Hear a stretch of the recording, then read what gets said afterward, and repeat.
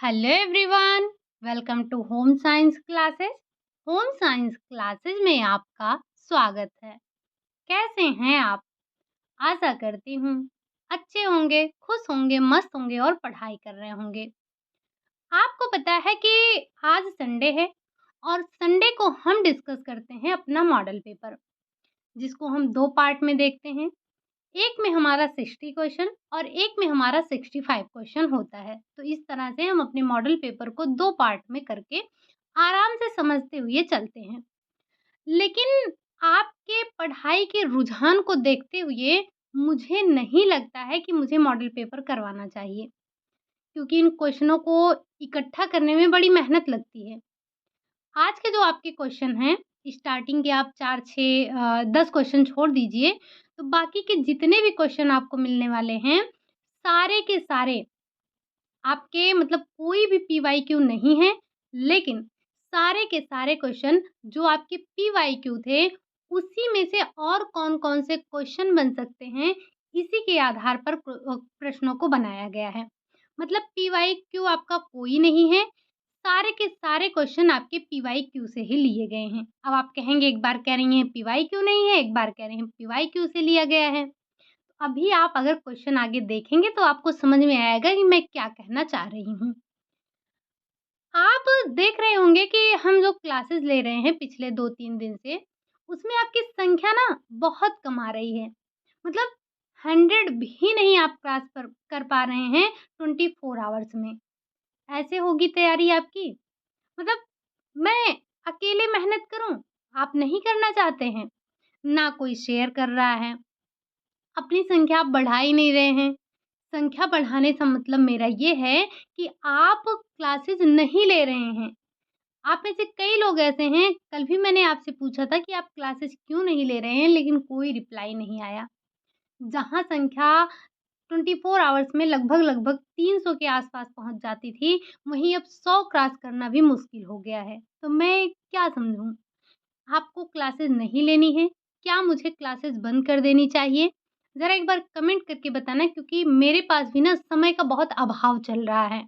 तो ऐसे में अगर मैं आपके लिए समय निकाल रही हूँ, तो ये आपकी ड्यूटी बनती है कि आप अपने व्यूज़ को बढ़ाएँ। आप आप ज़्यादा से ज़्यादा लोग क्लास को देखें, ताकि मुझे भी मोटिवेशन मिले कि हाँ, बच्चे लगे हैं। सिर्फ़ मैं अकेले ही नहीं लगी हूँ।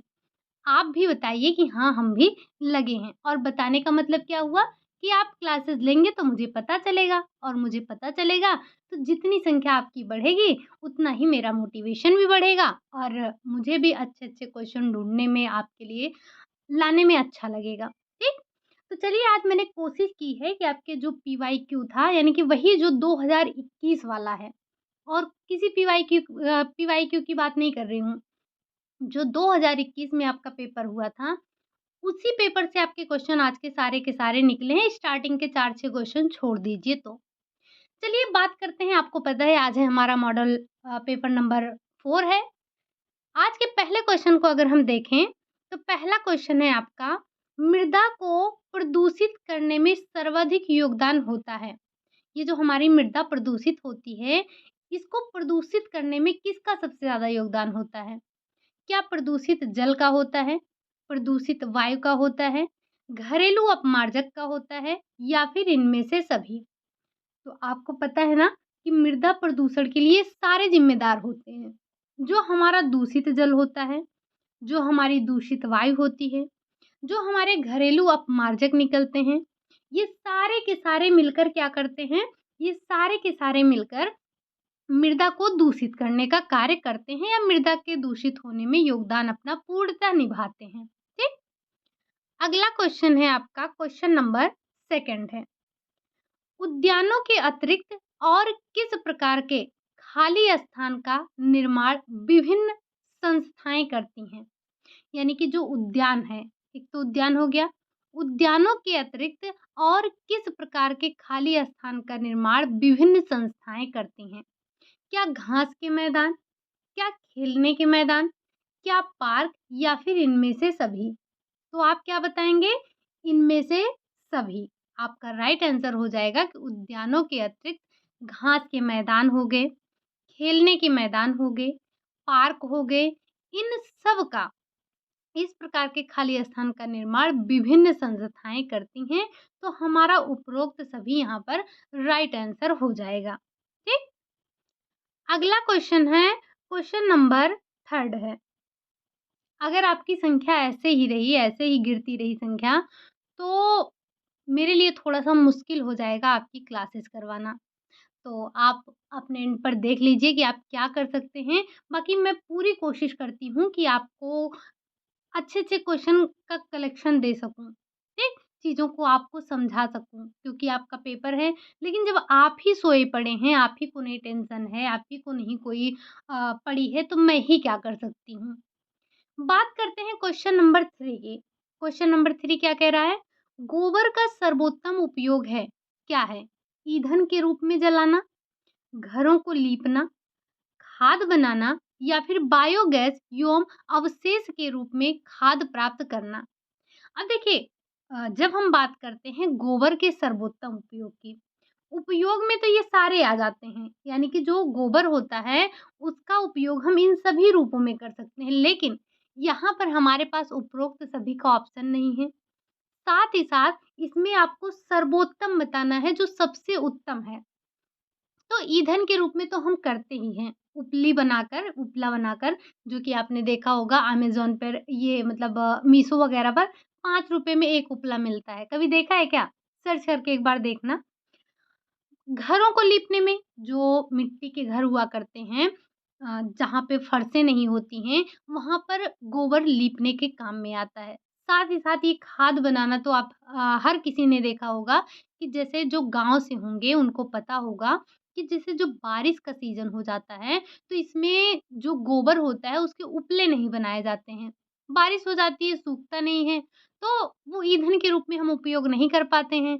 तो हम इसको एक गड्ढे में डाल के खाद बना लेते हैं और साथ ही साथ बायोगैस एवं अवशेष के रूप में खाद प्राप्त करना। तो ये आपका सर्वोत्तम हो जाता है इनमें से सभी। यानी कि आपके पास उपरोक्त सभी होता फिर तो ठीक रहता। लेकिन अगर इसमें सर्वोत्तम आपसे पूछा है तो गोबर का सर्वोत्तम उपयोग यही है। बाकी इन सभी रूपों में हम गोबर का उपयोग करते हैं। अच्छा यहाँ पर अगर हम गोबर की बात कर रहे हैं, तो आपने एक एक वो पढ़ा था, जब आपने भारत की परंपरागत कढ़ाई पढ़ी थी, तो आपने अजरक और कलमकारी ये 2 नाम सुने थे ना? ज़रा ये बताना यानी कि जो आपका अजरक और कलमकारी था, उसमें भी हम गोबर का इस्तेमाल कर रहे थे यानी कि काऊ डंग भी था और एक में आपका डंकी डंग भी इस्तेमाल किया जाता है। हालाँकि आपको याद रखना है कि जो गोबर होता है उसका इस्तेमाल हम करते हैं, ठीक? आपको बताना है कि ये जो कलमकारी है और जो अजरक है, ध्यान से सुनिएगा, ये जो कलमकारी है, ये अजरक है, ये कहाँ से संबंध रखता है? जैसे हम बताते हैं ना कि गुजरात का पटोला, राजस्थान की बांधनी, वैसे ही आपको बताना है कि अजरक और कलमकारी इन दोनों का संबंध कहाँ से है? बाकी गोबर का जो सर्वोत्तम उपयोग हो जाता है वो बायोगैस और अवशेष के रूप में खाद प्राप्त करना हो जाता है। अगला क्वेश्चन है क्वेश्चन नंबर 4 है। वायु वायु कैसे दूषित होती है? जीवों की श्वसन क्रिया के द्वारा, विभिन्न पदार्थों के जलने से, वाहनों के धुएँ से या फिर उपरोक्त सभी। तो आप कहेंगे कि इन सारी क्रियाओं के थ्रू, चाहे वो जीवों की श्वसन क्रिया हो, चाहे विभिन्न पदार्थ जल रहे हों या फिर वाहनों से जो धुएँ निकल रहे हों, ये सारे मिलकर वायु को दूषित करने का कार्य करते हैं और इन्हीं से पढ़ते हैं ना आप कि वायु प्रदूषण, तो इन्हीं से हमारी वायु दूषित होती है, ठीक? तो वायु के दूषित होने में ये सारे के सारे कारक ज़िम्मेदार होते हैं, चाहे वो जीवों की श्वसन क्रिया हो, चाहे विभिन्न पदार्थों के जलने से हो, चाहे वाहनों के धुएँ से हो। अच्छा एक क्वेश्चन आपने अभी हाल-फिलहाल में किया था, हाल-फिलहाल क्या करीब 1 महीने हो गए होंगे। हमने डिस्कस किया था कि हमारे वायुमंडल में जो ऑक्सीजन है, इस या गैसों को मेंटेन करने का कार्य कौन करता है? तो आपने बताया था कि ये जो पेड़-पौधे होते हैं, ये क्या करते हैं? ये हमारे वायु को शुद्ध करने का कार्य करते हैं, ठीक? और आपने ये देखा था कि जो पेड़-पौधे होते हैं, ये ऑक्सीजन रिलीज़ करते हैं और कार्बन डाइऑक्साइड को ग्रहण करते हैं। जो इसके अपोजिट हम करते हैं, यानी कि कार्बन डाइऑक्साइड को हम रिलीज़ करते हैं और ऑक्सीजन को हम ग्रहण करते हैं। ठीक? चलिए, अगला क्वेश्चन है, क्वेश्चन नंबर 5 है। नलिका विहीन ग्रंथि है, कौन-सी है? क्या पीयूष ग्रंथि है, थाइमस ग्रंथि है, एड्रिनल ग्रंथि है या फिर इनमें से सभी? आपको पता है कि ये सारी की सारी तीनों जो नलिकाएँ हैं हमारी, ये तीनों की तीनों नलिकाएँ नलिका तीनों की तीनों ग्रंथियाँ हमारी नलिका विहीन ग्रंथियाँ होती हैं। चाहे वो आपकी पीयूष ग्रंथि हो, चाहे आपका थाइमस ग्रंथि हो, चाहे एड्रिनल ग्रंथि हो। ज़रा आप हमें इन तीनों का लोकेशन बता देंगे क्या? कि ये ग्रंथि कहाँ-कहाँ पाई जाती हैं? थाइमस कहाँ पाई जाती है? एड्रिनल कहाँ पाई जाती है? और पीयूष कहाँ पाई जाती है? तीनों का सामने-सामने आप एक बार लोकेशन लिख दीजिएगा कि कहाँ पर पाई जाती हैं, और हमने आपको पहले भी बताया है कि इस तरह से क्वेश्चन पूछे जाते हैं। और अगर अभी भी आपको नहीं आ रहा है, तो आप फिजियोलॉजी की जो क्लास आपकी हुई है, अभी हमने हाल-फिलहाल में प्रैक्टिस किया था फिजियोलॉजी का, आप वहाँ पर जाकर देखेंगे, तो वहीं पर आपको ये सारी चीज़ें मिल जाएँगी। कौन-सी आपकी अंतःस्रावी ग्रंथि है, कौन-सी आपकी बहिर्स्रावी ग्रंथि है, किस ग्रंथि का लोकेशन कहाँ पर है, ये सारी चीज़ें आपको देखने को मिल जाएँगी। ठीक? बढ़ते हैं अगले क्वेश्चन, क्वेश्चन नंबर 6 पर। मासिक धर्म कितने दिनों का होता है? 20 दिन का होता है, 25 दिन का होता है, 10 दिन का होता है या फिर 28 दिन का होता है? तो आप कहेंगे कि जो मासिक धर्म होता है, ये 28 दिनों का साइकिल होता है। ये मासिक जो चक्र होता है, ये 28 दिन का होता है। ठीक? अच्छा, ये बताइए कि जब पहली बार जो रजो दर्शन होता है, उसे हम क्या कहते हैं? यानी कि जब फर्स्ट टाइम पीरियड आता है, तो हम उसको क्या कहते हैं? क्या उसे हम मीनार्की कहते हैं? क्या उसे हम स्टीमार्क कहते हैं? क्या उसे हम गोनेडार्क कहते हैं या कुछ और कहते हैं? आप हमें बताएँगे, और जितने क्वेश्चन आज मैं पूछ रही हूँ, मुझे सबके आंसर चाहिए। एक सिंगल क्वेश्चन भी ऐसा नहीं होगा जो कि मैंने आपको बताया ना हो, प्रैक्टिस ना करवाया हो, नोट्स ना करवाए हों। आपकी नोट में आपने अगर नोट्स बनाए हैं, तो वहाँ पर ज़रूर मिलेगा। अगर इतना करवाने के बावजूद भी आपके आंसर नहीं आते, तो ये बड़े दुःख की बात है, दुःख की क्या, शर्म की बात होनी चाहिए।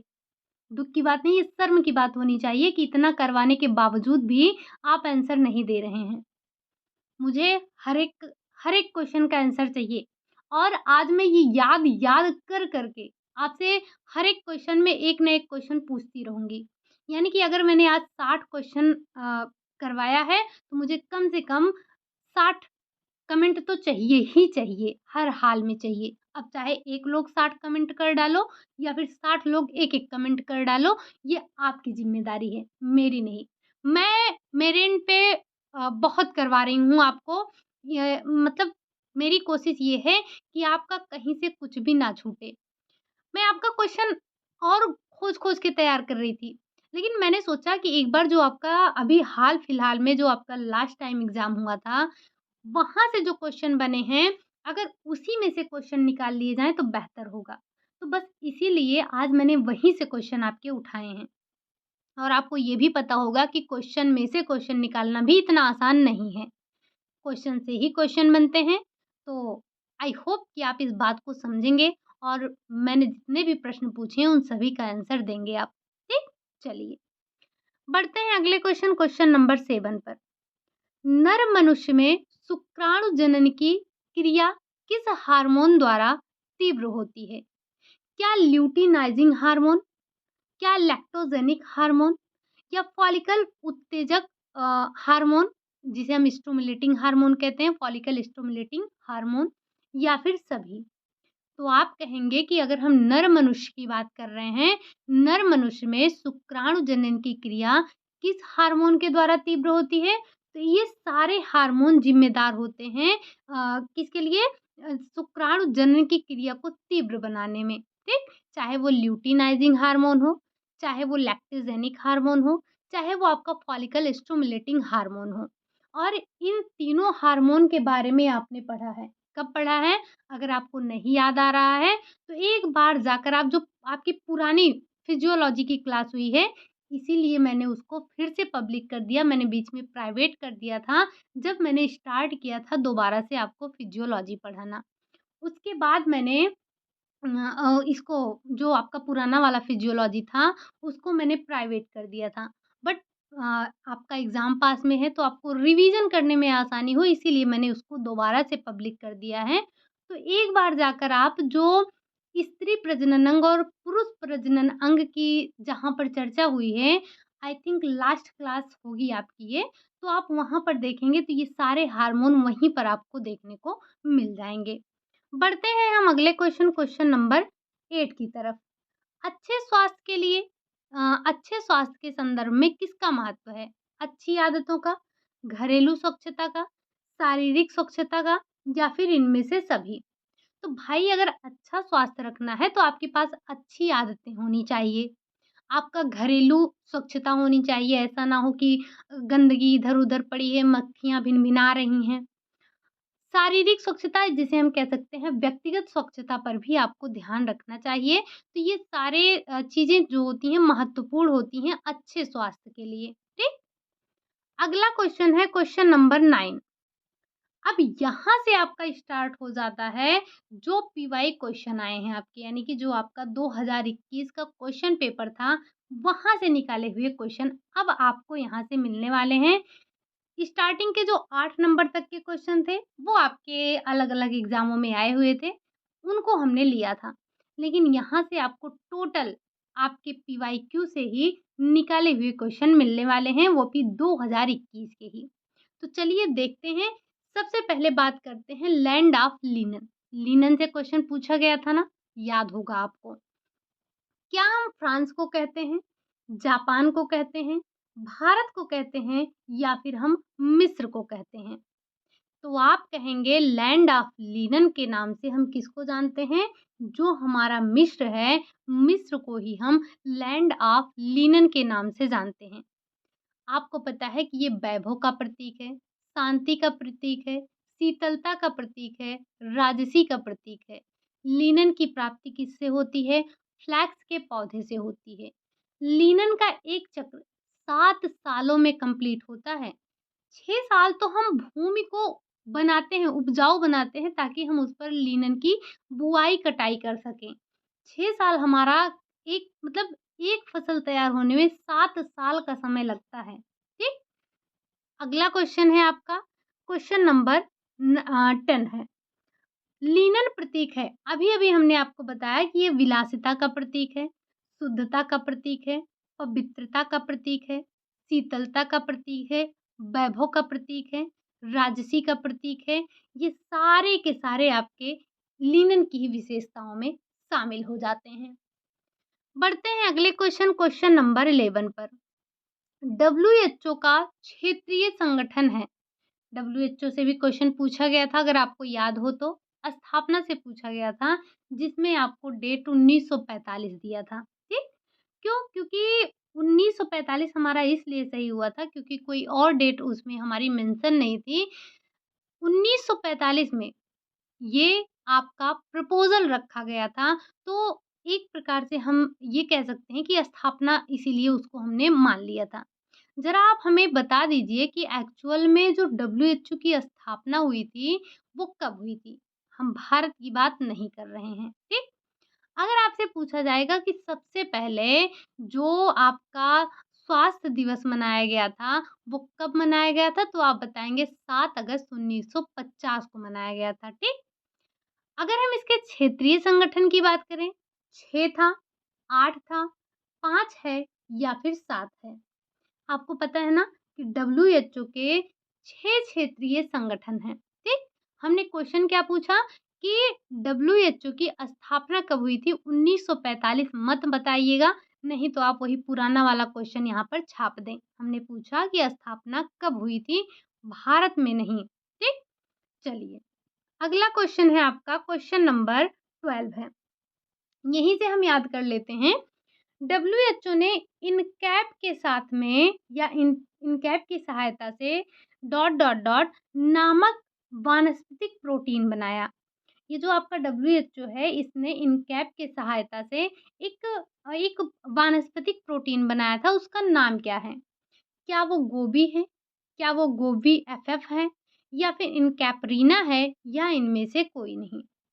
तो आप कहेंगे ये गोबी एफएफ, ये तो एक अभियान चलाया गया था, एक किट तैयार की गई थी, जो कि चेतना के साथ मिलकर किसने बनाया था? ज़रा एक बार कमेंट करके बताना। जब हम बात करते हैं इनकैप की सहायता से, जो डब्ल्यूएचओ ने एक प्रोटीन बनाया था, उसका नाम था इनकैपरीना। क्या नाम था? उसका नाम था इनकैपरीना, जो कि एक वानस्पतिक प्रोटीन था। बढ़ते हैं अगले क्वेश्चन नंबर 13 से। अभी-अभी आपने देखा कि जो इनकैपरीना बनाया गया था, एक प्रोटीन था जो कि डब्ल्यूएचओ और इनकैप के द्वारा बनाया गया था। तो इस इनकैप का पूर्ण रूप क्या है? फुल फॉर्म क्या है? ज़रा आप बताएँगे? क्या ये Indian nutrition of central America and Panama है? International nutrition of central Australia and Panama है? Institute of nutrition of central America and Panama है, या फिर इनमें से कोई नहीं? तो इनकैप का फुल फॉर्म ध्यान रखिएगा। इनकैप का फुल फॉर्म क्या है? इनकैप का फुल फॉर्म है institute of nutrition of central America and Panama, जिसने डब्ल्यूएचओ के साथ मिलकर इनकैपरीना नामक वानस्पतिक प्रोटीन बनाया था। ठीक? यहाँ से 2-3 आपके पॉइंट मिले हैं, ध्यान रखिएगा। अगर कभी भी ई लाइब्रेरी की चर्चा होगी तो उसका संबंध किससे है? डब्ल्यूएचओ से है। ठीक?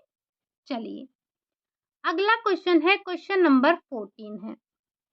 कौन सा एड्स रोग का कारण नहीं है? एड्स रोग का कारण नहीं है।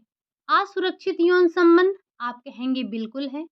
माता-पिता का एचआईवी धनात्मक होना, आप कहेंगे बिल्कुल है। हाथ मिलाना, या फिर एचआईवी धनात्मक रक्त आधान।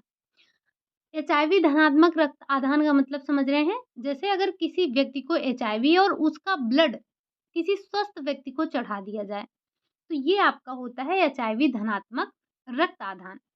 आपको पता है कि ये तीनों कारण हैं आपके, चाहे वो असुरक्षित यौन संबंध हो, या फिर एचआईवी पॉजिटिव माता-पिता हैं, या फिर एचआईवी धनात्मक रक्त आधान किया जा रहा है। इन तीनों कंडीशन में एड्स होने का कारण हो जाता है।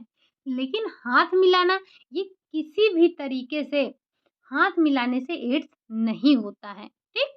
चलिए, पहले लोगों को जानकारी नहीं थी, तो लोग अगर किसी को एड्स हो गया है, तो उससे हाथ मिलाना, उससे बात करना, बोलना, इन सब से कतराते थे। लेकिन लोगों में जागरूकता फैलाने के लिए, आपको पता है, रेड रिबन एक्सप्रेस चलाया गया था। किसके लिए? तो इसी एड्स की जागरूकता के लिए रेड रिबन एक्सप्रेस चलाया गया था, जो कि नाको ने रेलवे की सहायता से चलाया था। ठीक? चलिए, अगला क्वेश्चन है, आपसे पूछा जाता है कि रेड रिबन एक्सप्रेस का संबंध किससे है? एक प्राथमिक चिकित्सा देने वाले व्यक्ति को ऐसा नहीं करना चाहिए। कैसा नहीं करना चाहिए?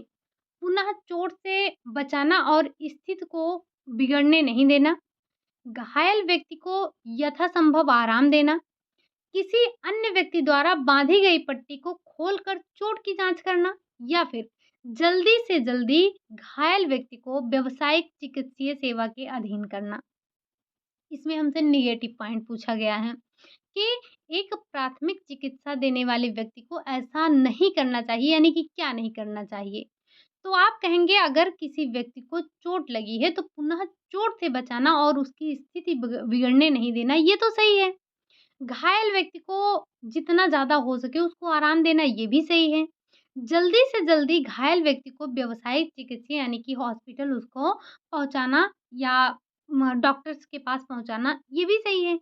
लेकिन अगर किसी व्यक्ति ने घायल व्यक्ति को पट्टी बाँधी है, तो आपको उसे खोल के वापस जाँचने की ज़रूरत नहीं है।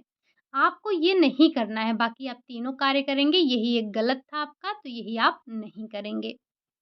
बढ़ते हैं अगले क्वेश्चन नंबर 16 पर। एड्स की जानकारी हमें किस वर्ष हुई? 1988 में हुई, 1975 में हुई, और 1981 में हुई, या फिर 1970 में हुई? ये एक्चुअली आपके थोड़े से हट के क्वेश्चन थे, ये 2021 में से नहीं है, फिर भी इम्पोर्टेंट है आपके लिए। तो जब हम बात करते हैं एड्स की जानकारी हमें कब हुई, तो एड्स की जो जानकारी हमें हुई थी, वो हुई थी आपकी 1981 में हुई थी। क्या आप हमें बता सकते हैं कि सबसे पहले ये जानकारी कहाँ पे मिली थी? अगर आपको पता है तो एक बार कमेंट बॉक्स में ज़रूर बताइएगा। बढ़ते हैं अगले क्वेश्चन, क्वेश्चन नंबर 17। अब भारत को भागवत गीता की आवश्यकता नहीं है। अब भारत को भागवत गीता की आवश्यकता नहीं है, वरन फुटबॉल के मैदान की आवश्यकता है। ये कथन किसका है? डॉक्टर थॉमस वुड का है, क्रो एंड क्रो का है, स्वामी विवेकानंद का है या फिर दयानंद सरस्वती का है? तो आप कहेंगे कि अब भारत को भागवत गीता की आवश्यकता नहीं है, बल्कि फुटबॉल के मैदान की आवश्यकता है। ये कथन कहने वाले जो महान व्यक्ति थे, वो हैं आपके स्वामी विवेकानंद जी। ठीक? अगला क्वेश्चन है, याद रख लीजिएगा, बड़ी इंपॉर्टेंट परिभाषा है, पूछा जाता है। करड़ावर्त सहायता करता है देखने में, स्वाद में, सुनने में या फिर सूंघने में? करड़ावर्त यानी कि कान की बात की जा रही है। कान क्या करता है? तो भाई ये सुनने में आपकी सहायता करता है। ठीक? बढ़ते हैं अगले क्वेश्चन, क्वेश्चन नंबर 19। व्यक्तिगत संपर्क विधि है। आई थिंक ये आपके पीवाईक्यू से ही मिलता-जुलता है, वहीं से निकाला गया है। प्रसार शिक्षा की, कार्यक्रम योजना की, घर-घर घूमने की या फिर उपयुक्त में से कोई नहीं? व्यक्तिगत संपर्क विधि, तो जो व्यक्तिगत संपर्क विधि है क्या है? ये प्रसार शिक्षा की ही तो विधि है। क्या है? आपकी प्रसार शिक्षा की विधि है। अगला क्वेश्चन है आपका क्वेश्चन नंबर 20। ब्रेल की विधि से क्या होता है? जो ब्रेल विधि है क्या है? अंधे पढ़ सकते हैं, याददाश्त अच्छी होती है, कंप्यूटर की एक प्रणाली है या फिर अंधे देख सकते हैं? तो जो ये ब्रेल विधि होती है, ब्रेल विधि से अंधे जो होते हैं वो पढ़ सकते हैं। जो आपका ब्रेल लिपि है, इसमें 6 डॉट होते हैं और उन्हीं डॉटों पर हाथ रख रख कर वो लोग अपना पढ़ते हैं। आपको हमें बताना है कि ब्रेल दिवस हम कब मनाते हैं, ठीक? हम बढ़ते हैं अगले क्वेश्चन, क्वेश्चन नंबर 21 पर। विश्व जनसंख्या दिवस मनाया जाता है कब? क्या 11 जुलाई को मनाते हैं, 5 जून को मनाते हैं, 8 मार्च को मनाते हैं या फिर 19 नवंबर को मनाते हैं? तो जो विश्व जनसंख्या दिवस होता है, वो आपका 11 जुलाई को मनाया जाता है। अगर आपको याद हो तो 5 जून को हम मनाते हैं पर्यावरण दिवस, 8 मार्च को मनाया जाता है अंतर्राष्ट्रीय महिला दिवस। अगर हम यहीं पुरुष दिवस की बात करें तो वो मनाया जाता है 19 नवंबर को और इसी के साथ-साथ इसी के दिन हम शौचालय दिवस भी मनाते हैं, तो इस चीज़ को भी आप ध्यान रखेंगे। ये चारों डेट आप ध्यान रखेंगे, बड़े ही इम्पोर्टेंट बार-बार पूछे जाने वाले होते हैं। ये अगर हम 19 नवंबर को छोड़ दें, तो ये तीनों डेट तो आपसे ना जाने कितनी बार पूछे गए हैं। लेकिन आपको साथ ही साथ ध्यान रखना है 19 नवंबर का, जो कि पुरुष दिवस मनाया जाता है और इसी दिन हम शौचालय दिवस भी मनाते हैं। ठीक? बढ़ते हैं अगले क्वेश्चन, क्वेश्चन नंबर 22 पर। वह स्थिति जिसमें प्राथमिक चिकित्सा देने वाले को उच्चतम प्राथमिकता देनी चाहिए। क्या स्राव अवरोध में, गंभीर रूप से जलना, औसत रक्तस्राव या फिर बहुअस्थि भंग? तो आप कहेंगे कि वो स्थिति जिसमें प्राथमिक चिकित्सा देने वाले को उच्चतम प्राथमिकता देनी चाहिए, वो होता है स्राव अवरोध। यानी कि अगर कहीं रक्तस्राव हो रहा है तो हमें सबसे पहले उसको रोकना चाहिए, क्योंकि अगर हमारे शरीर से बहुत ज़्यादा मात्रा में रक्त निकल गया तो ऐसे में व्यक्ति की मृत्यु भी हो सकती है। तो इसके लिए हमें सबसे जो प्राथमिकता देनी होती है, वो ये होती है कि अगर रक्तस्राव हो रहा है तो हमें उसको रोकना होता है, बाकी ये सारे काम तो होते ही रहेंगे। ठीक? बढ़ते हैं अगले क्वेश्चन, क्वेश्चन नंबर 23 पर। क्या कह रहा है? बात करते हैं क्वेश्चन नंबर 23 की। प्रौढ़ शिक्षा लोगों के लिए लाभकारी है क्योंकि इससे वे क्या करते हैं? क्या अपने को अधिक समृद्ध बना सकेंगे? अपने बच्चों को मतलब वे अपने बच्चों की शिक्षा में रुचि लेंगे या प्रत्येक व्यक्ति अखबार पढ़ सकेगा, या फिर ये परिवार नियोजन के लाभ समझेंगे। तो ये जो प्रौढ़ शिक्षा दी जाती है, क्यों दी जाती है? एक्सटेंशन एजुकेशन में आपने बहुत पढ़ा है। तो ये इसलिए नहीं दी जाती है कि वो अपने बच्चों की शिक्षा में रुचि लें या अखबार पढ़ सकें या वो परिवार नियोजन को समझ सकें, इसलिए दी जाती है ताकि वे अपने को समृद्ध बना सकें। ठीक? अगला क्वेश्चन है क्वेश्चन नंबर 24।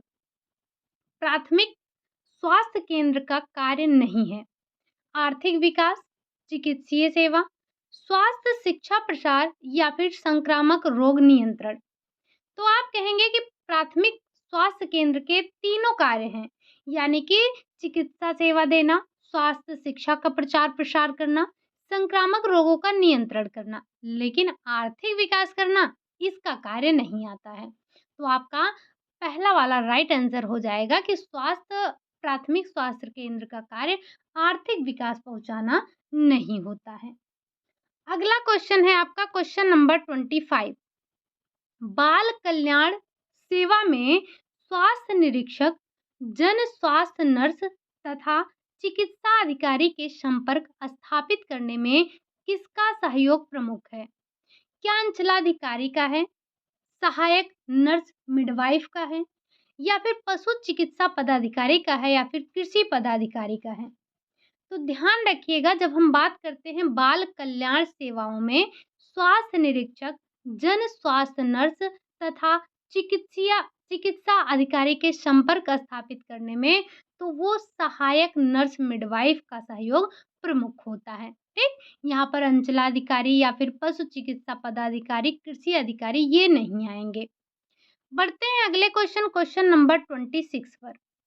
राष्ट्रीय महिला आयोग संबंधी अधिनियम कब बना था? 1980 में बना था, 1990 में बना था, 1976 में बना था, या फिर 1961 में बना था?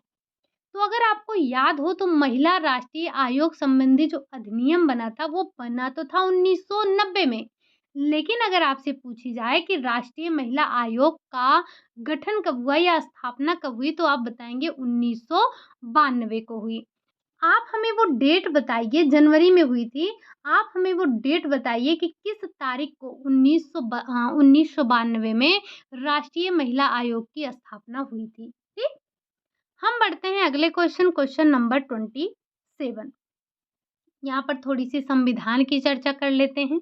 पीवाईक्यू था तो हमने सोचा कि इंक्लूड कर लिया जाए। भारतीय संविधान के किस भाग में कहा गया है कि राज्य को ऐसे व्यवस्था करना चाहिए जिसमें स्त्रियों तथा बच्चों के स्वास्थ्य और शक्ति का दुरुपयोग नहीं हो? क्या ये बात प्रस्तावना में है? क्या ये बात राज्य के नीति निर्देशक तत्वों में है? क्या ये बात मौलिक अधिकार में है, या फिर ये बात आपके आपातकालीन शक्ति में है? तो आप कहेंगे कि भारतीय संविधान के किस भाग में, यहाँ पर भाग एक्चुअली आपका बताया नहीं गया है, लेकिन ध्यान रखेंगे ये जो बातें कही गई हैं वो आपके राज्य के जो नीति निर्देशक तत्व हैं उसमें कही गई हैं। अगर हम बात करेंगे ये भाग कौन-सा है, तो ध्यान रख लेंगे ये 5 भाग है, 5वां भाग है। अगर हम आर्टिकल की बात करें, आपका जो अनुच्छेद है, जो आपका आर्टिकल है, वो आर्टिकल जो आपका राज्य के नीति निर्देशक तत्व हैं, वो 36 से लेकर 51 के बीच में आता है। ठीक? तो यहाँ से 2 पॉइंट ध्यान रखेंगे। एक तो ये बात आपकी कही गई है राज्य के नीति निर्देशक तत्व में। राज्य के नीति निर्देशक तत्व भाग 5 में है।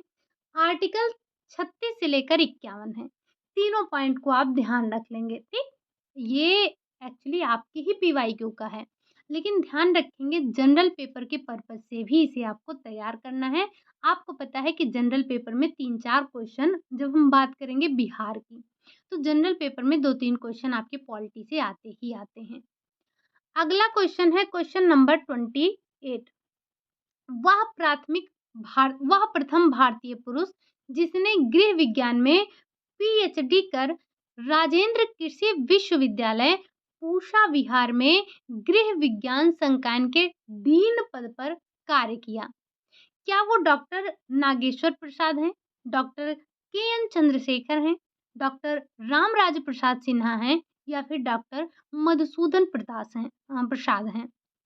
तो आप कहेंगे अगर हम पहले भारतीय पुरुष की बात करते हैं जिसने गृह विज्ञान में पीएचडी किया था, तो उनका नाम है डॉक्टर के.एन. चंद्रशेखर। इन्होंने ही राजेंद्र कृषि विश्वविद्यालय पूसा बिहार में गृह विज्ञान संकायन में डीन के पद पर कार्य किया है। ठीक। अगला क्वेश्चन है क्वेश्चन नंबर 29। एक प्रकार की शिक्षा जिसका उद्देश्य मनुष्यों के मानसिक दृष्टिकोण तथा पद्धति में परिवर्तन लाना है कहलाता है। क्या ये लक्ष्य है? क्या ये संचार है? मूल्यांकन है? या फिर इनमें से कोई नहीं? तो आप कहेंगे ये आपका संचार होता है। एक प्रकार की शिक्षा जिसका उद्देश्य मनुष्यों के मानसिक दृष्टिकोण तथा पद्धति में परिवर्तन लाना है, ये आपका संचार कहलाता है। ठीक। संचार का टॉपिक, कम्युनिकेशन का टॉपिक बड़ा इम्पोर्टेंट है। जितनी बार हो सके उतनी बार रिवाइज करिए। आपको अगर याद हो तो हमने एक दिन चर्चा किया था, आई थिंक आपके ये आपके राजस्थान का कोई पेपर था। उसमें से करीब-करीब हमने आपके 27 से 28 क्वेश्चन सिर्फ़ और सिर्फ़ कम्युनिकेशन से निकाले थे। कम्युनिकेशन का टॉपिक बड़ा इम्पोर्टेंट है, हर जगह पूछा जाता है। बात करें अगर हम क्वेश्चन नंबर 30 की, संतान उत्पत्ति ईश्वर की देन है। संतान उत्पत्ति ईश्वर की देन है, इस अंधविश्वास का उन्मूलन किया जा सकता है कैसे? व्यक्तिगत संपर्क के द्वारा करेंगे आप, शिक्षा के द्वारा कर सकते हैं, भौतिक तत्वों की जानकारी देकर कर सकते हैं या फिर घर-घर जाकर उपदेश देंगे। तो ये जो संतान उत्पत्ति ईश्वर की देन है, इस अंधविश्वास का अगर उन्मूलन करना चाहते हैं तो इसके लिए सबसे अच्छा है कि शिक्षा के द्वारा आप क्या कर सकते हैं, इसका उन्मूलन कर सकते हैं। लोगों को शिक्षित करके आप उनको ये बता सकते हैं कि भैया ये ईश्वर की देन नहीं है। बाकी अगला क्वेश्चन है आपका, क्वेश्चन नंबर 31 है। कल्पना में क्या होता है? कल्पना में क्या होता है? स्वयं रचनात्मक होता है, सृजनात्मक होता है, पूर्व अनुभवों के आधार पर नए पुनर्गठन होते हैं या फिर उपरोक्त सभी। तो जब हम बात करेंगे कल्पना की, तो कल्पना में ये सारी चीज़ें होती हैं, यानी कि स्वयं रचनात्मक होती है कल्पना, सृजनात्मक होती है कल्पना, पूर्व अनुभवों के आधार पर नए पुनर्गठन होते हैं कल्पना में, यानी कि उपरोक्त सभी आपके राइट हो जाएँगे। आई होप कि आपको क्वेश्चन अच्छे लग रहे होंगे, चीज़ें आपको समझ में आ रही होंगी। अगर जो चीज़ें नहीं समझ में आ रही हैं, उनको कहीं न कहीं नोट डाउन कर लीजिएगा, क्योंकि कोई ऐसा क्वेश्चन नहीं है जो कि आपने पढ़ा ना हो। हाँ, क्वेश्चन के फॉर्म में ना किया हो वो अलग की बात है, बट ऐसा कुछ भी नहीं है जो कि आपने पढ़ा ना हो। बात करते हैं अगले क्वेश्चन, क्वेश्चन नंबर 32। बड़े दिन हो गए आपने बताया नहीं कि आप कितना क्वेश्चन सही करते हैं। आज आप बताएँगे कि हम अगर 60 करेंगे या 65 करेंगे तो उसमें से आपके कितने क्वेश्चन सही हुए हैं, ठीक? बात कर लेते हैं क्वेश्चन नंबर 32 की। विकास के क्षेत्र में कृषि विज्ञान का योगदान है क्या? पारिवारिक स्तर उत्थान, स्वास्थ्य तथा पोषण क्षेत्र में, रोजगार परिवार कल्याण के क्षेत्र में, बाल शिक्षा एवं स्त्री शिक्षा के रूप में या फिर उपरोक्त सभी। तो विकास के क्षेत्र में गृह विज्ञान इन सभी क्षेत्रों में योगदान देता है। आपको पता है कि हमारा गृह विज्ञान हर एक क्षेत्र को टच करता है। मतलब हर एक क्षेत्र का मतलब इसका दायरा जो है ये बहुत बड़ा है। ये छोटा नहीं है। आप जैसे ले लीजिए, अगर आप पढ़ते हैं हिस्ट्री पढ़ते हैं, आप पढ़ते हैं ज्योग्राफी पढ़ते हैं या आप बायोलॉजी पढ़ते हैं या आप मैथ पढ़ते हैं, तो आप एक ही सब्जेक्ट पढ़ते हैं, है ना? लेकिन जब आप पढ़ते हैं होम साइंस तो आप देखेंगे इसमें आप 6-6 ब्रांचेस पढ़ते हैं, ना? हमारा जो गृह विज्ञान है इसका दायरा बहुत बड़ा है। जो गृह विज्ञान नहीं पढ़ता है उसको तो लगता है बस ये खाना बनाना और खिलाना ही है। लेकिन जिस दिन उसको आप बुकें अपनी दिखा दीजिएगा, कह दीजिएगा चलिए देखिए हमारी अलमारी में आपके पास हर एक अगर ब्रांच की बुक होगी तो भी आपके पास 6 से 7 बुकें मिल जाएँगी। ठीक? चलिए, बात करते हैं, वैसे बुक वुक दिखाने की आवश्यकता नहीं है, समझदार के लिए इशारा काफ़ी है, अगर नहीं जो समझा तो वो बुक दिखाने से थोड़ी ना समझेगा। बात करते हैं क्वेश्चन नंबर 33 की। विभिन्न स्वयंसेवी संस्थाओं में सामुदायिक स्वास्थ्य उत्थान हेतु कौन-कौन कार्यरत हैं? मतलब विभिन्न स्वयंसेवी संस्थाओं में सामुदायिक स्वास्थ्य के उत्थान के लिए कौन-कौन सी हमारी ऐसी संस्थाएँ हैं जो कि कार्य कर रही हैं? क्या भारतीय रेड क्रॉस समाज एवं भारत सेवक समाज है? या फिर कस्तूरबा मेमोरियल फंड एवं हिंद कुष्ठ निवारण संघ है? या फिर भारतीय बाल कल्याण परिषद एवं अखिल भारतीय नेत्रहीनता उन्मूलन समाज है या फिर उपरोक्त सभी? अगर हम बात करेंगे कि विभिन्न स्वयंसेवी संस्थाओं में जो सामुदायिक स्वास्थ्य के उत्थान के लिए कार्य कर रहे हैं, तो उसमें ये सारे आ जाते हैं। ये सारी की सारी संस्थाएँ जो आप देख रहे हैं, ये क्या करते हैं? तो ये सामुदायिक स्वास्थ्य के उत्थान के लिए कार्य करते हैं। आपने भारतीय रेड क्रॉस सोसाइटी के बारे में सुना है, आपने भारत सेवक समाज के बारे में पढ़ा है, आपने कस्तूरबा मेमोरियल फंड के बारे में कुछ न कुछ पढ़ा है। तो ये कुछ हमारी ऐसी संस्थाएँ हैं जो कि सामुदायिक स्वास्थ्य के उत्थान के लिए कार्यरत रहती हैं। अगला क्वेश्चन है क्वेश्चन नंबर 34। मानव विकास की प्रक्रिया का मूलभूत संप्रत्यय है क्या? विकास का अर्थ एवं परिभाषा, विकास की विशेषताएं, विकास एवं अभिवृद्धि में अंतर, उपरोक्त सभी। तो मानव विकास की प्रक्रिया में मूलभूत प्रत्यय में ये सारे आ जाते हैं। हम विकास का अर्थ पढ़ते हैं, विकास की परिभाषा पढ़ते हैं, यानी कि डेवलपमेंट का जो भी परिभाषा है, डेवलपमेंट की मीनिंग, डेवलपमेंट की आपकी जो भी विशेषताएं हैं, साथ ही साथ वृद्धि और विकास में भी डिफरेंस देखते हैं। जब हम सीडी का पार्ट पढ़ते हैं तो आई थिंक ये दूसरा या तीसरा टॉपिक ही हम इसके बारे में डिस्कस करते हैं और पूरी की पूरी एक क्लास इस पर लेते हैं, चर्चा करते हैं, एक नहीं 2-2 क्लासेस हमारी हो जाती हैं। आप हमें ये बताएँगे जब हम बात कर रहे हैं वृद्धि और विकास की, तो आपको पता है कि वृद्धि जो होती है वो मात्रात्मक होती है, जबकि हम बात करते हैं विकास की तो ये मात्रात्मक और गुणात्मक दोनों होती है ना? लेकिन मेरा क्वेश्चन ये थोड़ी ना है। क्वेश्चन मेरा ये है कि आप बताइए कि वृद्धि पहले आती है या फिर विकास पहले आता है? ठीक? हम बात कर लेते हैं क्वेश्चन नंबर 35 की। व्यक्ति की आवश्यकता पूर्ति में बाधक कारक हैं, कौन है? अज्ञानता है, निर्धनता है, सामाजिक मान्यताएँ हैं या फिर उपरोक्त सभी? आप कहेंगे अगर व्यक्ति की आवश्यकता पूर्ति में बाधक की बात की जाएगी तो ये सारे कारक बाधक होते हैं। अज्ञानता भी बाधक है, निर्धनता भी बाधक है, सामाजिक मान्यताएँ भी बाधक होती हैं। ठीक? अगला क्वेश्चन है क्वेश्चन नंबर 36। स्वास्थ्य शिक्षा प्रदान करने हेतु सरकार द्वारा क्या प्रयास किया जा रहा है? भाषणों का आयोजन किया जा रहा है, प्रदर्शनियाँ लगाई जा रही हैं, चलचित्रों का निर्माण किया जा रहा है या फिर सब किया जा रहा है? तो आप कहेंगे कि स्वास्थ्य शिक्षा प्रदान करने के लिए सरकार ये सारे प्रयास कर रही है। भाषण का आयोजन कर रही है, प्रदर्शनियाँ जगह-जगह लगा रही है, चलचित्रों के माध्यम यानी कि चलचित्रों का निर्माण कर रही है, यानी कि ये सभी कार्य स्वास्थ्य शिक्षा प्रदान करने के लिए सरकार के द्वारा प्रयास किए जा रहे हैं। अगला क्वेश्चन है क्वेश्चन नंबर 37। व्यक्तित्व से तात्पर्य है व्यक्तित्व से क्या तात्पर्य है? क्या रुचियाँ, योग्यताओं और क्षमताओं का विशिष्ट संगठन है? बाह्य शारीरिक रंग रूप है? बोलने की अच्छी क्षमता है या फिर उपरोक्त सभी? तो व्यक्तित्व से तात्पर्य ये सारी चीज़ें आ जाती हैं। यानी कि रुचियाँ, योग्यताएँ और क्षमताओं का विशिष्ट संगठन, बाह्य शारीरिक रंग रूप, बोलने की अच्छी क्षमता, यानी कि ये सारी की सारी चीज़ें आ जाती हैं व्यक्तित्व में। बढ़ते हैं अगले क्वेश्चन। अच्छा, एक क्वेश्चन आपसे यही पूछा जाता है कि मतलब अगर एक व्यक्ति है, उसको आप उसको सबसे पहले उसके व्यक्तित्व का निर्धारण कैसे करते हैं?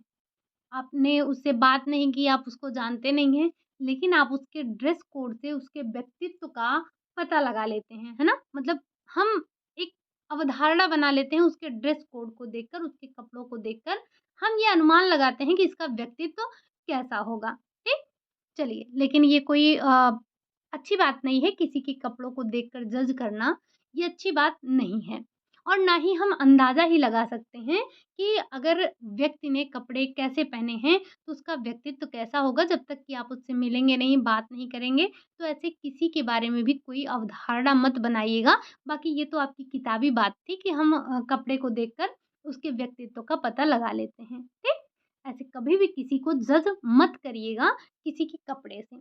बात करें अगर हम क्वेश्चन नंबर 38 की, तो समाज शास्त्र के अंतर्गत हम अध्ययन करते हैं, किस चीज़ का करते हैं? क्या सामाजिक समूह का करते हैं, सामाजिक संबंधों का करते हैं, सामाजिक प्रक्रियाओं का करते हैं या फिर उपरोक्त सभी? तो समाज शास्त्र के अंतर्गत हम इन सब का अध्ययन करते हैं, सामाजिक समूह का, सामाजिक संबंधों का, सामाजिक प्रक्रियाओं का, सबका अध्ययन करते हैं। बढ़ते हैं अगले क्वेश्चन, क्वेश्चन नंबर 39 का। प्रसार शिक्षा कार्यकर्ता का क्षेत्र है। प्रसार कार्यकर्ता का क्षेत्र है क्या? असीमित होता है, बहुआयामी होता है, निर्धारित होता है या फिर द्विआयामी होता है? तो प्रसार शिक्षा की जो प्रक्रिया होती है वो दो तरफ़ा होती है। लेकिन जब प्रसार कार्यकर्ता का क्षेत्र पूछा जाएगा तो ये बहुआयामी होता है।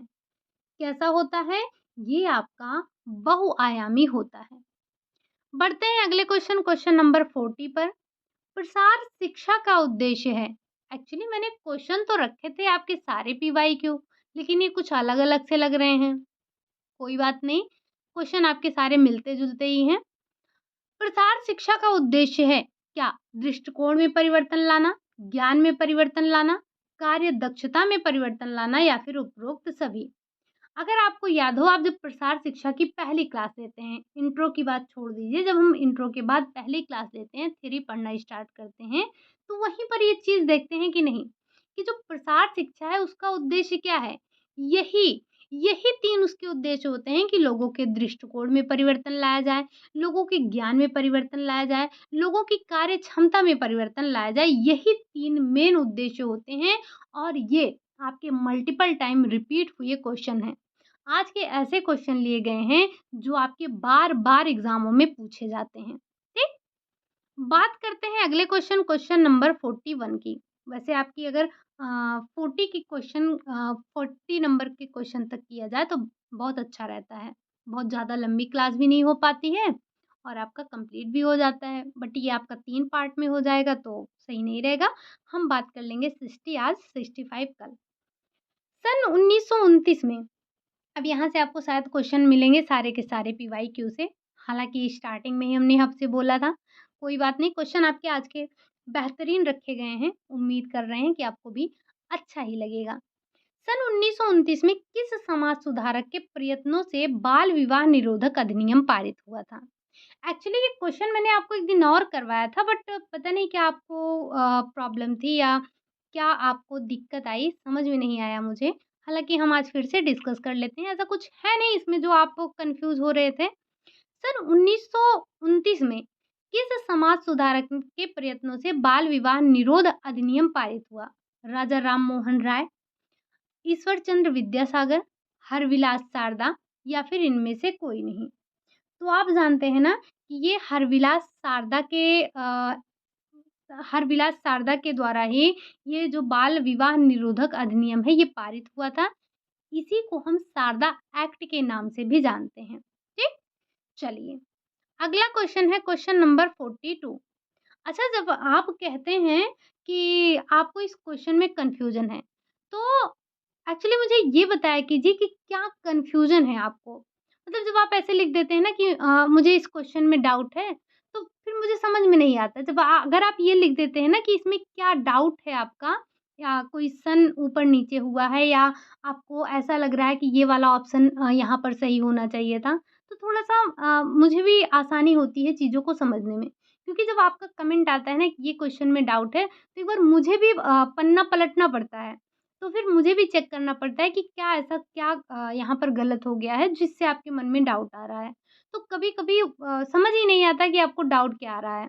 तो अगर हो सके तो आप अपनी प्रॉब्लम को ना प्रॉपर एक एक लाइन में लिख दिया कीजिए कि हमें इस क्वेश्चन में ये वाली प्रॉब्लम है, या ये वाला ऑप्शन हमें लगता है कि सही होगा, जो भी है। ठीक?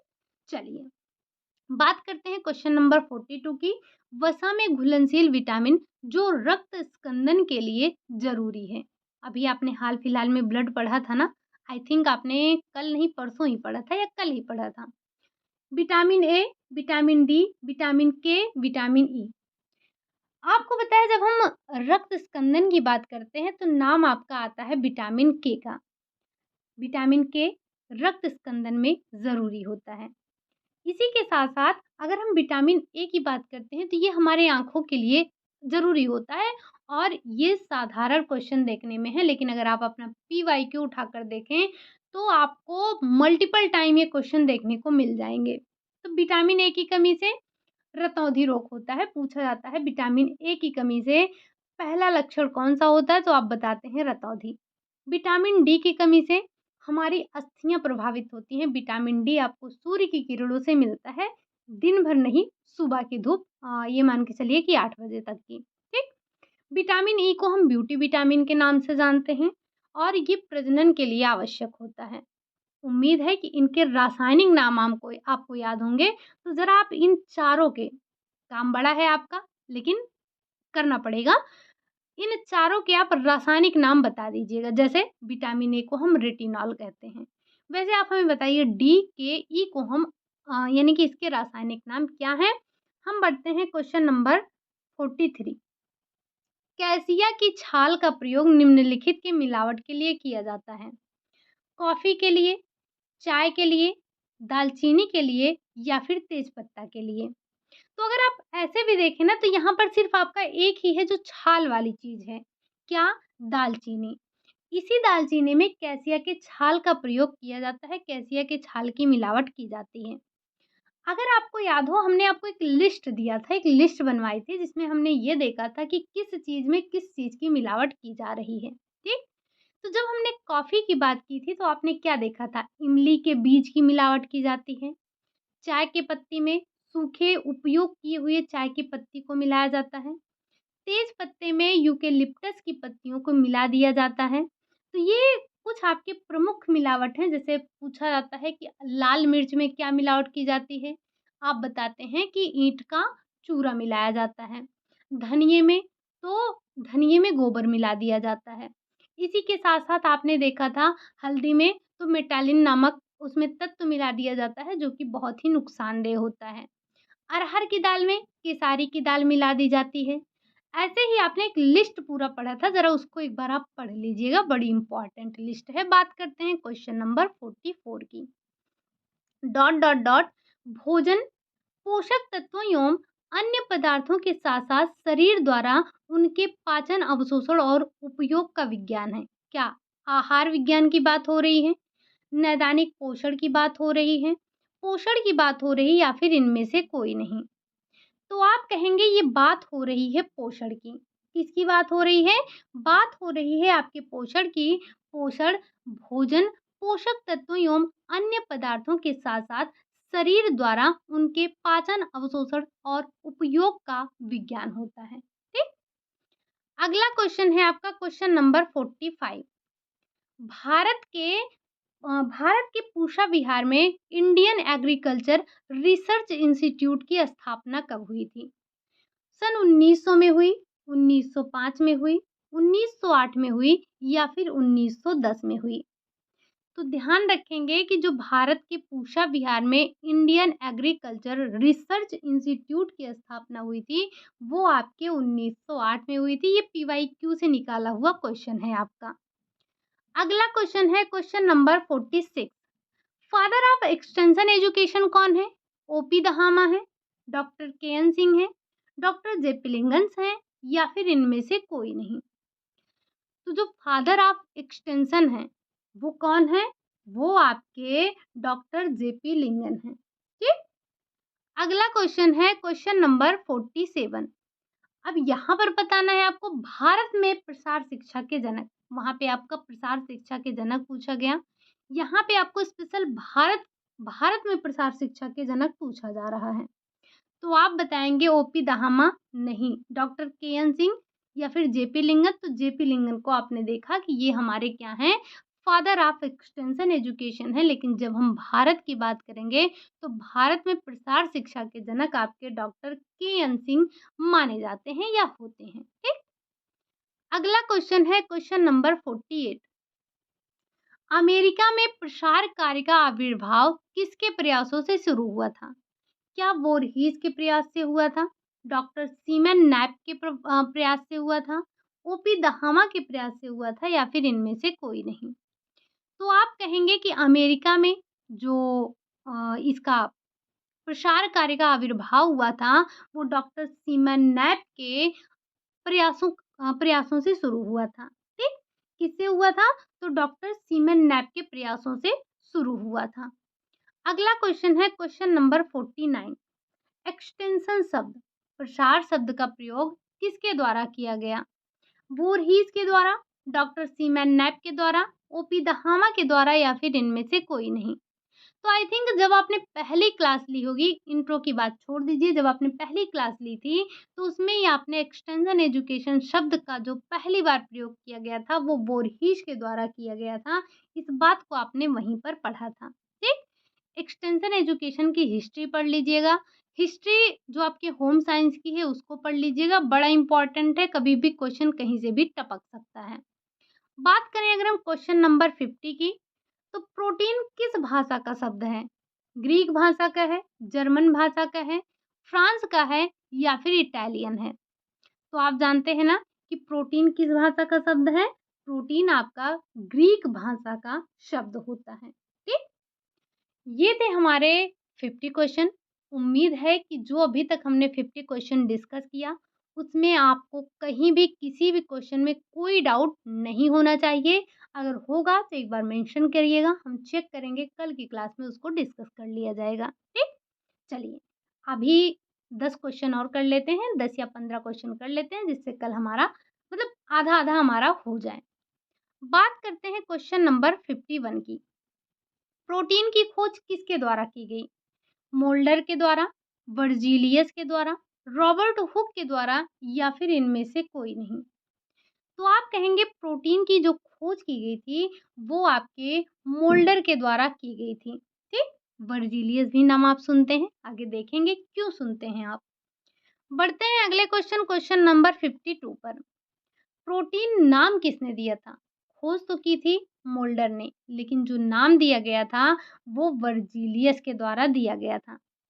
अच्छा, आपने चाइल्ड डेवलपमेंट पढ़ा था, उसमें डार्विन का नाम सुना था, टेन डार्विन। ज़रा इनकी कोई पुस्तक है क्या? अगर पुस्तक है तो उसका नाम बताइएगा। बाकी रॉबर्ट हुक का नाम तो आपने हाल-फिलहाल में सुना था, जब हमने बात की थी किसकी? जब हमने बात की थी सेल की। तो इन्होंने सेल की खोज की थी। ज़रा एक बार बताएँगे कि जो रॉबर्ट हुक हैं, इन्होंने डेड सेल की खोज की थी या फिर इन्होंने जीवित कोशिका की खोज की थी? हम बढ़ते हैं अगले क्वेश्चन, क्वेश्चन नंबर 54 पर, 53 पर। हमारे शरीर का लगभग कितना प्रतिशत भाग प्रोटीन का बना होता है? 15%, 40%, 50% या फिर 90%? तो जो हमारे शरीर में प्रोटीन का पार्ट होता है वो लगभग 15% होता है। ज़रा आप हमें बताइए कि हमारे जो बाल हैं, जो हमारे नाखून हैं, जो जानवरों का खुर है, जो जानवरों की सींग है, इन सब में कौन-सी प्रोटीन पाई जाती है? बढ़ते हैं अगले क्वेश्चन, क्वेश्चन नंबर 54 पर। अमीनो एसिड किस बॉन्ड से जुड़ा होता है? पॉलीपेप्टाइड से, ईस्टर से, कार्बोहाइड्रेट से या फिर इनमें से कोई नहीं? हालाँकि कार्बोहाइड्रेट आपका एक न्यूट्रिएंट मतलब पोषक तत्व है। बात करते हैं अगर हम ये जो अमीनो एसिड है, तो ये आपका पॉलीपेप्टाइड बॉन्ड से जुड़ा होता है। आपने ये ईस्टर बॉन्ड पढ़ा था। आप हमें बताइए कि ये ईस्टर बॉन्ड किसमें आपको देखने को मिलता है? हम बढ़ते हैं अगले क्वेश्चन, क्वेश्चन नंबर 55 पर। क्या कह रहा है 55? कह रहा है यूनिसेफ की स्थापना भारत में कब हुई? आई थिंक आपका जो लास्ट टाइम का क्वेश्चन था कि यूनिसेफ की स्थापना कब हुई, तो वहीं से क्वेश्चन आपका निकल कर आया है कि यूनिसेफ की स्थापना भारत में कब हुई? हमें पता है ना, क्या 1946 में हुआ? तो आप कहेंगे नहीं। 1949 में हुआ? तो आप कहेंगे हाँ। जो भारत में स्थापना हुई थी यूनिसेफ की, वो इसी 1949 को हुई थी। 11 दिसंबर 1946 को यूनिसेफ की स्थापना हुई थी। इसीलिए हम 11 दिसंबर को यूनिसेफ दिवस के नाम से भी जानते हैं। आप हमें बताइए 1950 और 53 का कोई संबंध है, कोई योजना, कोई स्थापना, कुछ याद आ रहा है? अगर याद आ रहा है तो एक-एक बता दीजिएगा। हम बढ़ते हैं अगले क्वेश्चन, क्वेश्चन नंबर 56 पर। यूनिसेफ जो है देखिए आपसे क्वेश्चन पूछा गया था कि यूनिसेफ की स्थापना कब हुई? तो आपने बताया था 1946। यहीं पर आपको 3-4 क्वेश्चन मैंने निकाला है। एक तो आपने ये देखा कि भारत में कब हुई? दूसरा आपको बताना है कि जो यूनिसेफ है, ये यूएनओ का अस्थायी सदस्य कब बना? आपसे पूछा जाता है कि निम्नलिखित में से यूएनओ का सदस्य है कि नहीं? तो यूनिसेफ उसमें नाम आता है, ये है। लेकिन ये इसका अस्थायी सदस्य कब बना था, ये बताना है। 1946 में, 1949 में, 1950 में या फिर 1953 में। तो आप कहेंगे कि जो भारत ये जो यूनिसेफ है, ये यूएनओ का अस्थायी सदस्य कब बना था? तो ये आपका कब बना था? आपका बना था 1953 में, ठीक? अगला क्वेश्चन है आपका question number 57। United Nations International Children's Emergency Fund, यही आपका यूनिसेफ है, में से इंटरनेशनल और इमरजेंसी शब्द कब हटाया गया? पहले हम इतना लंबा नाम पढ़ते थे, हालाँकि अभी भी हम यूनिसेफ ही पढ़ते हैं। अगर आप देखेंगे उसके शॉर्ट फॉर्म में तो कोई चेंज नहीं है। लेकिन जब हम उसका फुल फॉर्म देखते हैं तो उसमें से चिल्ड्रन और इंटरनेशनल और इमरजेंसी ये 2 शब्द हटा दिए गए हैं। तो आपको बताना है कि यूनिसेफ यानी कि जो United Nations International Children's Emergency Fund है, इसमें से इंटरनेशनल और इमरजेंसी ये 2 शब्दों को कब हटाया गया? 46 में हटाया गया, 49 में हटाया गया, 50 में हटाया गया या फिर 53 में हटाया गया? तो आप कहेंगे कि जब यूएनओ का सदस्य बना था यूनिसेफ, अस्थायी सदस्य बना था, तब उसी सन में आपका ये भी शब्द हटाया गया इंटरनेशनल और इमरजेंसी इन दोनों शब्दों को हटा दिया गया था। ठीक? अगला क्वेश्चन है क्वेश्चन नंबर 58। क्या कह रहा है? बताना है आपको यूनिसेफ का कार्य कहाँ से होता है? न्यूयॉर्क से होता है, जिनेवा से होता है, स्विट्ज़रलैंड से होता है या फिर कोपेनहेगन से होता है? ज़रा आप हमें ये बताइए कि यूनिसेफ का हेडक्वार्टर कहाँ है? अब इसमें हो सकता है आपको कन्फ्यूज़न हो। यूनिसेफ का हेडक्वार्टर कहाँ है, ज़रा एक बार बताना? जब हम बात करते हैं यूनिसेफ का कार्य कहाँ से होता है, तो ये आपका कहाँ से होता है? यूनिसेफ का जो कार्य होता है, वो आपका कोपेनहेगन से होता है। ठीक? अगला क्वेश्चन है क्वेश्चन नंबर 59। सामुदायिक विकास कार्यक्रम की शुरुआत किसके द्वारा की गई? डॉक्टर मनमोहन सिंह, महात्मा गांधी, डॉक्टर राजेंद्र प्रसाद या फिर इनमें से कोई नहीं? लास्ट टाइम का क्वेश्चन क्या था कि सामुदायिक विकास कार्यक्रम की शुरुआत कब हुई थी? तो आप बताए थे 2 अक्टूबर 1952 को। लेकिन यहाँ पर आपको बताना है किसके द्वारा हुई? तो आपको याद होगा कि हमारे भारत के पहले राष्ट्रपति जिनका नाम डॉक्टर राजेंद्र प्रसाद था, इन्हीं के कर कमलों से सामुदायिक विकास कार्यक्रम की शुरुआत की गई थी। ठीक? अगला क्वेश्चन है क्वेश्चन नंबर 60। ग्रास एवं कैंडल ने समय को बताया है। मानवीय बताया है, मानवीय संसाधन, अमानवीय संसाधन, भौतिक संसाधन या फिर सार्वजनिक संसाधन?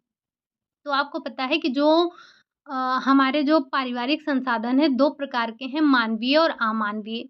मानवीय में जो मानव के अंदर निहित होते हैं, जिसे कोई छू नहीं सकता, जिसे कोई देख नहीं सकता, जिसे कोई चुरा नहीं सकता, वो आपके मानवीय संसाधन होते हैं। अमानवीय में वो संसाधन होते हैं, जिसे कोई देख सके, छू सके, चुरा सके, तो वो आपके अमानवीय संसाधन हो जाते हैं। तो ग्रास और कैंडल, निकिल और डॉर्सी इन्होंने भी यही आपका वर्गीकरण दिया था, लेकिन समय को एक ने मानवीय कहा और एक ने अमानवीय कहा। तो आपको बताना है कि जो ग्रास और कैंडल हैं, इन्होंने समय को क्या बताया? तो ग्रास और कैंडल जो आपके हैं, इन्होंने समय को मानवीय बताया था। ठीक? क्या बताया था? मानवीय बताया था। ये हमारे आज के थे 60 क्वेश्चन। अभी हमारे 65 क्वेश्चन बच रहे हैं, जिनको हम कल की क्लास में डिस्कस करेंगे। डिस्कस क्वेश्चन तभी किए जाएँगे जब आपकी संख्या बढ़ेगी।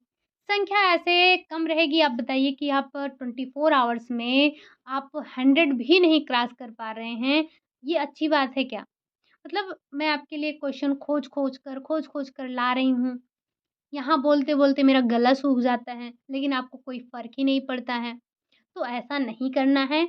आपको अपना देखिए, अपनी तरफ से आपको पूरी कोशिश करनी चाहिए। आपको पूरी मेहनत करनी है। आज हमने 60 क्वेश्चन डिस्कस कर लिए हैं।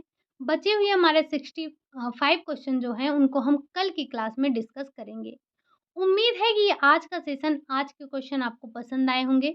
क्वेश्चन को ऐसे क्वेश्चनों को समाहित किया गया है जो कि बार-बार पूछे जाते हैं और कल की जो आपकी क्लास हुई इसमें तो आपके सारे के सारे वही लगभग मिलने वाले हैं। हालाँकि आज की क्लास में भी काफ़ी आपके पीवाईक्यू से ही क्वेश्चन लिए गए थे, निकाले गए थे।